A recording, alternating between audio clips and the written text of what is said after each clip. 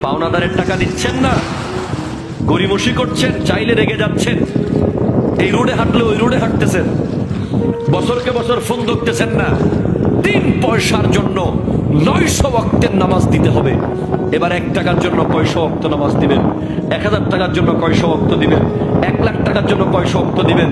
এত ওয়াক্ত নামাজ আসেনি, দিতে না পারলে লাস্টে বলবে আমার গুনাহগুলো তুমি নাও। এজন্য হারাম, 2 নম্বরই বাটপারি, এগুলো মুসলমানের সাথে কখনোই অ্যাডজাস্টেবল নয়। মুসলমান এগুলোর সাথে কোনো সম্পর্ক রাখতে পারে না। ঠিক কিনা কথা বলেন? সুদখোরের শাস্তি হলো হাসরের মাঠে তার পেট স্বচ্ছ আয়নার মতো, গ্লাসের মতো দেখা যাবে, যেখান থেকে স্পষ্ট স্বচ্ছভাবে দেখা যাবে তার পেটের ভিতরে হাজার হাজার বিচ্ছু, হাজার হাজার সাপ, লক্ষ লক্ষ পচা গলা সাপ বিচ্ছু তার পেটে দেখা যাবে। ঘুষখোর